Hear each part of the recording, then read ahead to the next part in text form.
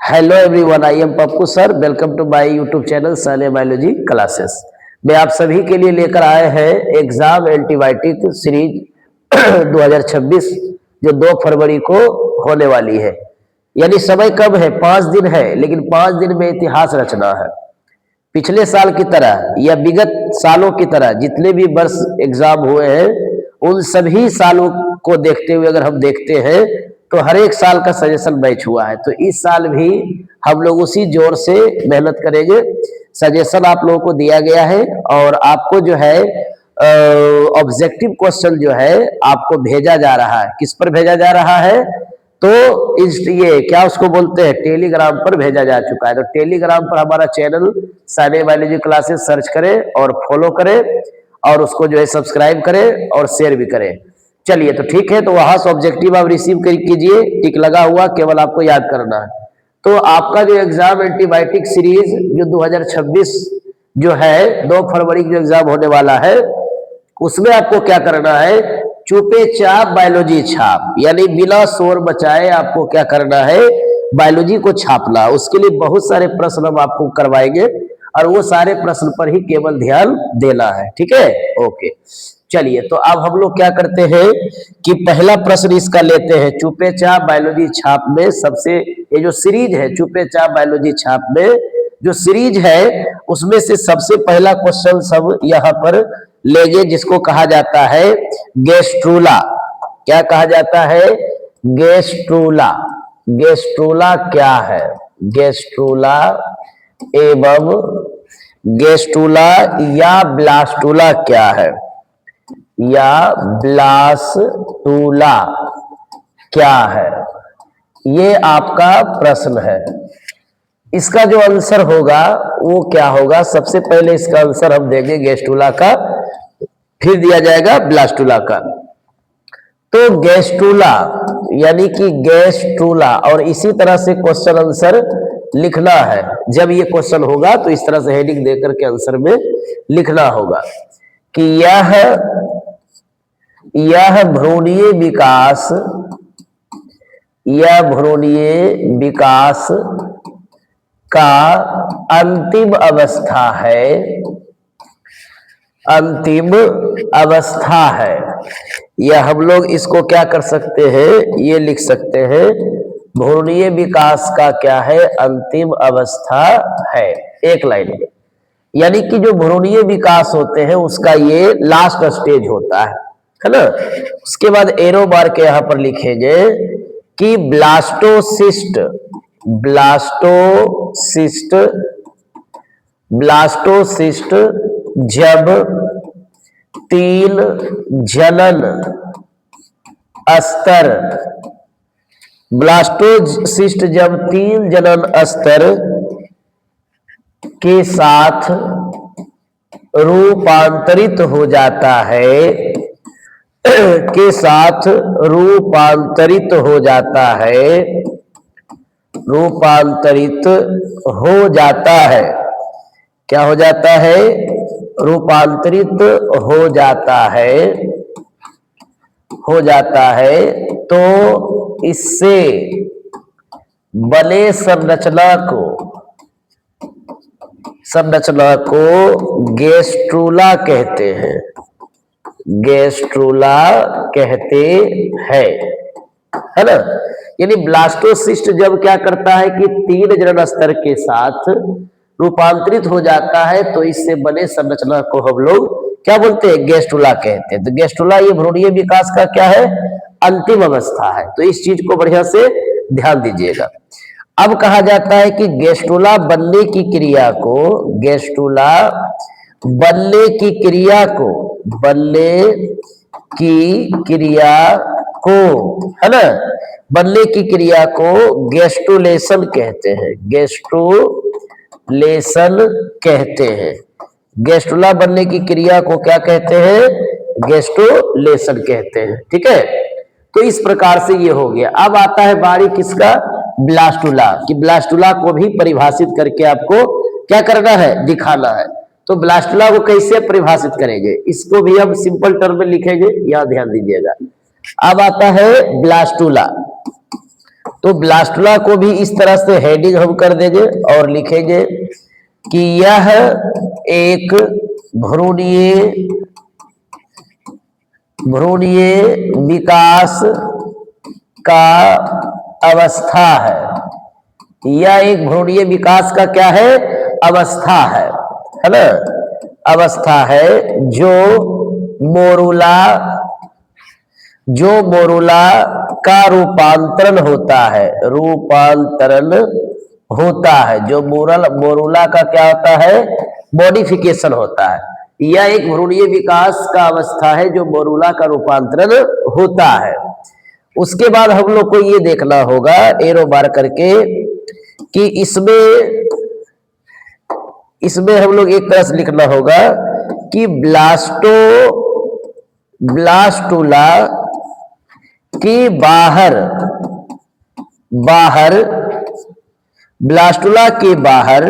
Trophoblast या trophectoderm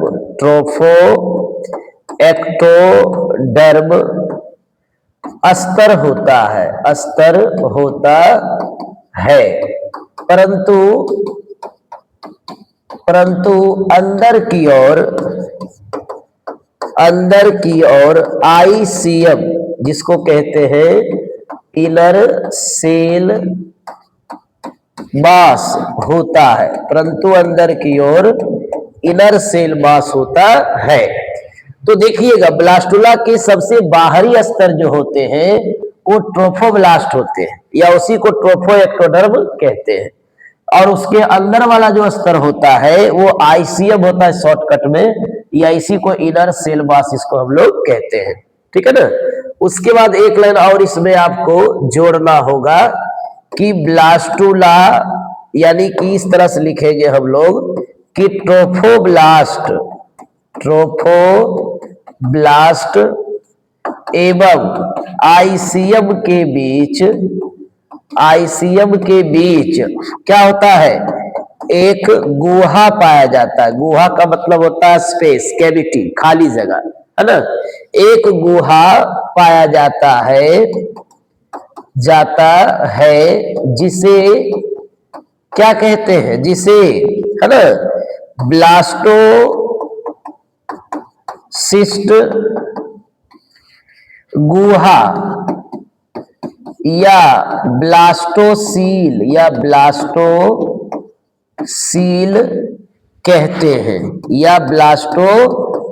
कहते हैं, यानी कि ट्रोफोब्लास्ट जो होता है बाहरी स्तर, है ना, और आईसीएम जो होता है भीतरी कोशिका, उन दोनों के बीच का जो खाली जगह है उसको कहा गया ब्लास्टोसिस्ट गुहा या ब्लास्टोसील उसको बोलेंगे, या ब्लास्टोसिस्ट कैविटी कहेंगे। ठीक है, चलिए अब इसी में हम लोग देखेंगे, आगे डिस्कस करेंगे कि ब्लास्टुला,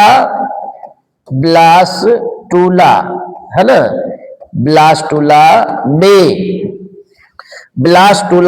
क्या होता है? टूट क्या जाता है? अब देखिए बाहर वाला जो लेयर होता है वो टूट जाता है, मोरूला तक रहता है लेकिन इसमें नहीं रहता है। ब्लास्टुला में जोना पेलुसिडा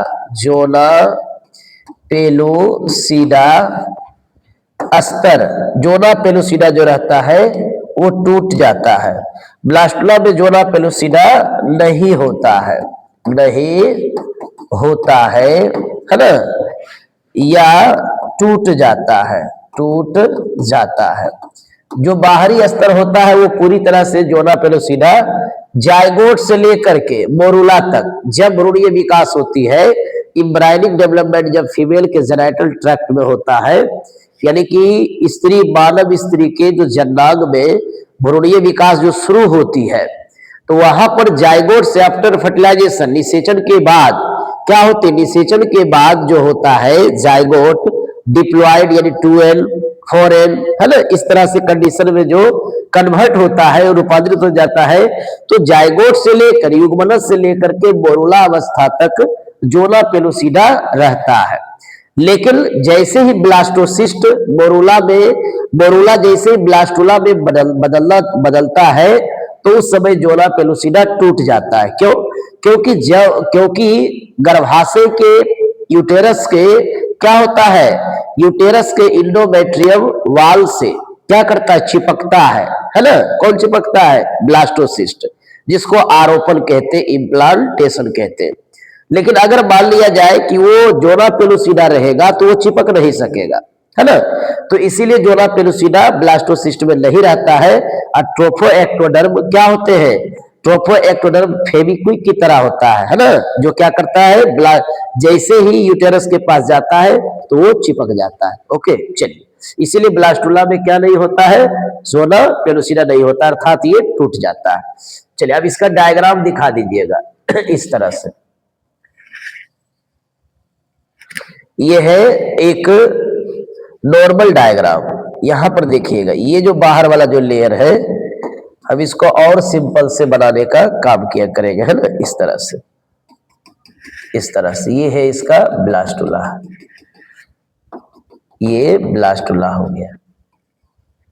ये सभी इसके क्या हो गए, सेल्स हो गए। ये सभी इसका जो है ये सेल्स होगा। इसको ट्रोफोएक्टोडर्म कहते हैं, है ना। इसको कहा गया है ट्रोफोएक्टोडर्म। ये एक्चुअली पूरा राउंड नहीं होता है, ये इस तरह से रहता है ना, इस तरह से। और इसको कहते हैं हम लोग ट्रोफोएक्टोडर्म कहते हैं। ये हो गया आपका जो है ट्रोफोएक्टोडर्म हो गया।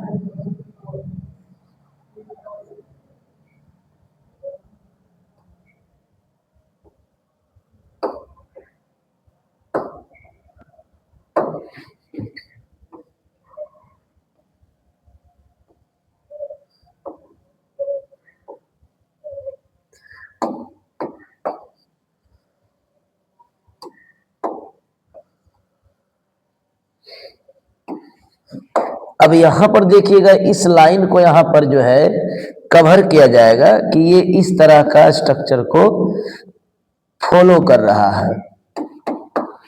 ये सभी जो बाहर वाला जो है लेयर, ये सभी बाहरी जो लेयर है, इसको कहते हैं हम लोग जो है ट्रोफोब्लास्ट। इसको कहा जाता है ट्रोफोब्लास्ट कहते हैं, ठीक है। ये क्या है, ट्रोफोब्लास्ट।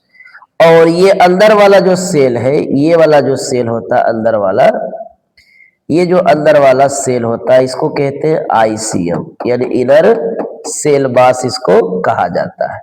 ये अंदर वाला जो सेल है, इसको कहा गया है इनर सेल मास। इसको क्या कहेंगे हम लोग, इनर सेल मास कहेंगे। ये हो गया आईसीएम, यानी इनर सेल मास। और ये जो खाली जगह है, जो फ्लूइड फील्ड होता है, भरा होता है, इसको कहा गया है ब्लास्टोसिस्ट गुहा। इसको हम लोग कहते हैं ब्लास्टोसिस्ट गुहा कहते हैं, ठीक है। तो इस प्रकार से इसको बढ़िया से कवर करना है। और ये जो टूटा हुआ लेयर होता है, ये जो टूटा हुआ दिखाई देता है लेयर, ये जोना पेलुसिडा है, जो पूरी तरह से यहाँ पर टूटा हुआ, ये ब्रेकिंग होता है, ये टूट जाता है ना। इस तरह से ये टूटना शुरू कर देता है। यहां पर लिखेंगे हम लोग टूटा हुआ, है ना, जोना पेलुसिडा, जोना पेलुसिडा इसको हम लोग कहेंगे, यानी ब्रेकिंग जोना पेलुसिडा। ये जोना पेलुसिडा लेयर पे करता पूरी तरह से टूट जाता है। चलिए, तो ब्लास्टुला और गेस्टुला हो गया आपका कंप्लीट। अब नेक्स्ट क्वेश्चन हम लोग देखते हैं, ध्यान दीजिए। क्वेश्चन नंबर 2, इन सभी में न्यूक्लियस आपको दे देना है ना। चलिए, तो अब दूसरा क्वेश्चन हम लोग चलते हैं। और इस क्वेश्चन का नाम क्या है कि पर परागण के लाभ और क्या है पर परागण की हानि क्या होती है, ठीक है। चलिए, अब यहां पर चेक कीजिएगा। अब हम लोग देखते हैं दूसरा क्वेश्चन, जिसको नाम है पर परागण के लाभ एवं क्या होगा, हानि होगा। यहां देखिए क्वेश्चन नंबर 2, पर परागण के लाभ, है ना, एवं हानि दोनों पूछा जाएगा। तो आप किस तरह से लिखेंगे, ये क्वेश्चन है। अब इसका आंसर हो जाएगा, है ना। क्वेश्चन क्या है कि merit and demerit of cross pollination. तो कहा जाता है कि पर परागण के लाभ, है ना, या हानि निम्न प्रकार है, निम्न प्रकार है। ये इस तरह से लिखने का ढंग रखना है आप लोगों को, हैबिट। तो इसमें से सबसे पहला जो हम लोग लिखेंगे वो क्या लिखेंगे, लाभ। पर परागण के क्या होगा, लाभ क्या होगा। तो पहला पॉइंट हम क्या देखें, पर परागण से क्या लाभ होता है। तो क्या करते हैं कि बीज अधिक क्या होता है, हाइब्रिड विग्योर होता है, हाइब्रिड विग्योर होता है। बीज जो होते हैं अधिक संकर ओज होते हैं। क्या होते हैं, संकर ओज।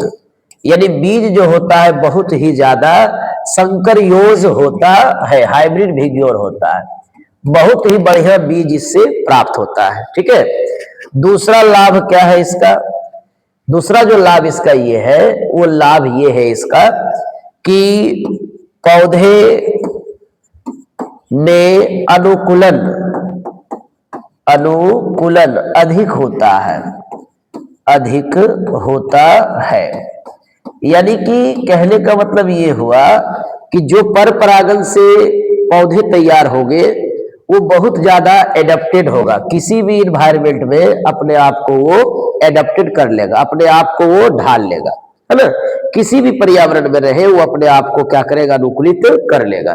तो पौधे में अनुकूलन अधिक होता है। अनुकूलन है क्या, अनुकूलन वर्ड का इंट्रोडक्शन आपका इकोलॉजी में बताया गया है चैप्टर 13 में कि अनुकूलन का अर्थ क्या होता है। अनुकूलन का अर्थ होता है कि एडजस्टमेंट, है ना, एडजस्टमेंट ऑफ इन्वायरमेंट, है ना, adjustment of environment and organism.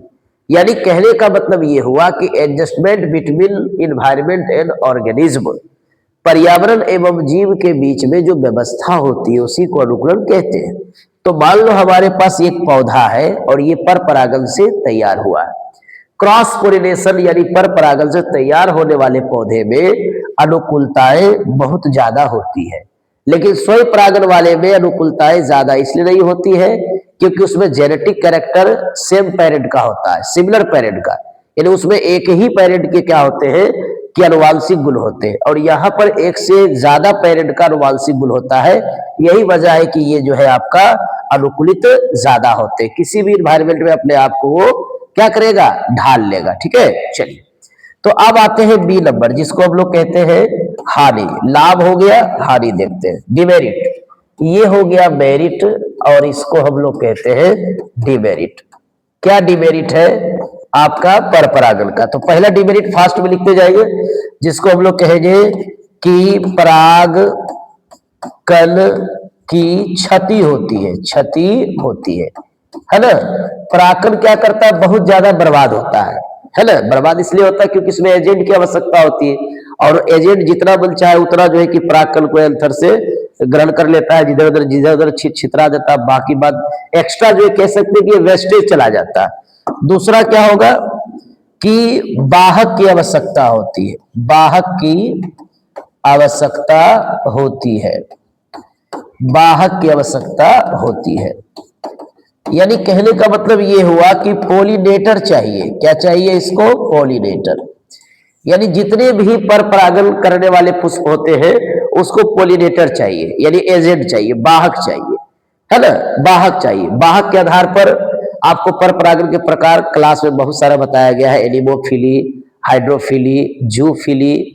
Zoophily में आपका आता था मेलेकोफिली, चिरेप्टेरोफिली, है ना, एल्टेमोफिली, ऑर्निथोफिली, ये सब बहुत सारे आते थे। तो कहा जाता है कि वाहक की आवश्यकता क्या होती है, पर परागण को होने में लगता है। तो हम कह सकते हैं पर परागण की ये डिमेरिट है कि अगर वाहक नहीं है तो वो पुष्प परागण नहीं कर पाएगा। तो ये क्या हुआ, डिमेरिट हुआ। अब कहा जाता है कि परागकण की अत्यधिक क्षति होती है। स्वयं परागण में क्या करता है, फ्लावर, मेल और फीमेल फ्लावर दोनों एक दूसरे के क्लोज होता है, नियरेस्ट होता है ना। तो वहां पर परागकण की क्षति नहीं होती। पोलन ग्रेन क्या करता है, उसमें पोलन ग्रेन क्या करता है, ज्यादा वेस्टेज नहीं होता है। और यहाँ पर पोलन ग्रेन को क्या करता है, दूर ले जाना, डिस्टेंस में। तो यहाँ पोलन ग्रेन का क्या होता है, वेस्टेज हो जाता है, यानी कि क्षति होती है। चलिए, तो ये क्वेश्चन को बढ़िया सब दिमाग में रख लीजिएगा। ये भी क्वेश्चन आपने कंप्लीट कर दिए। चलिए, तो क्वेश्चन नंबर अब आ जाते हैं थर्ड। क्वेश्चन नंबर थर्ड आपका कहता है कि संयोजी कड़ी और अवशेषी अंग से आप क्या समझते हैं। तो संयोजी कड़ी क्या है, जिसको कहा जाता है कनेक्टिंग लिंक। संयोजी कड़ी या अवशेषी अंग, दो क्वेश्चंस है, इसको हम लोग डील करेंगे। अवशेषी अंग क्या है ना, इस तरह से कवर किया जाएगा। अब कहा जाता है संयोजी कड़ी, आंसर में जब भी लिखेंगे तो हेडिंग डाल देंगे संयोजी कड़ी, जिसको कहा जाता है अंग्रेजी में कनेक्टिंग लिंक कहते हैं। ठीक है, परिभाषा क्या होगा इसका, कि परिभाषा इसका होगा कि वह जीव जिसमें एक निम्न वर्ग के वह जीव जिसमें एक निम्न वर्ग एवं उच्च वर्ग के लक्षण पाए जाते हैं,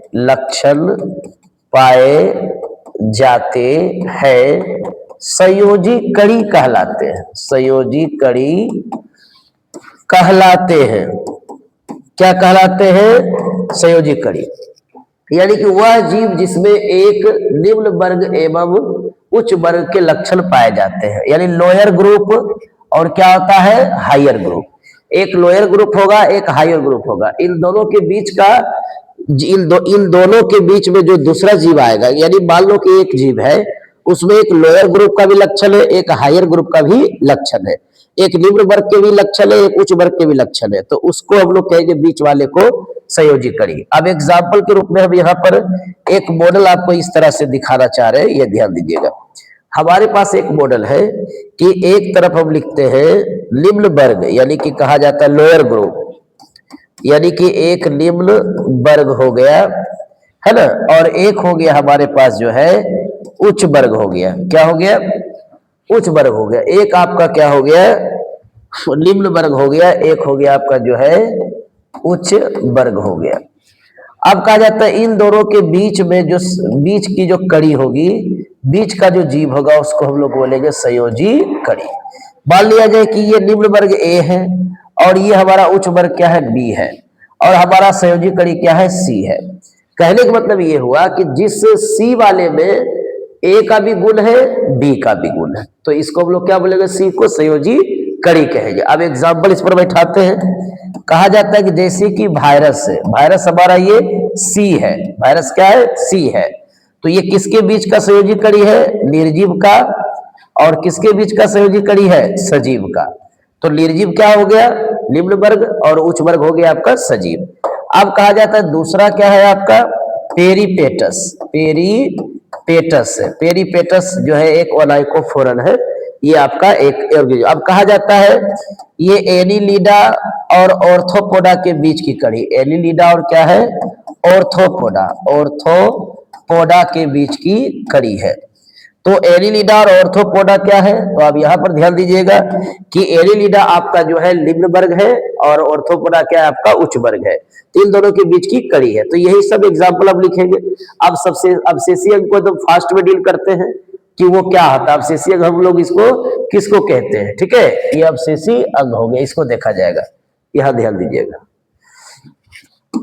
अवशेषी अंग जो है, अवशेषी अंग के बारे में जिसको कहा जाता है वेस्टिजियल ऑर्गन कहा जाता है। कहा जाता है कि वह अंग जो कार्यविहीन होते हैं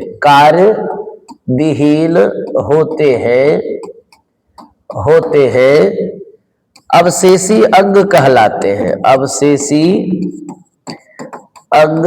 कहलाते हैं। क्या कहलाते हैं? अवशेषी अंग कहलाते हैं।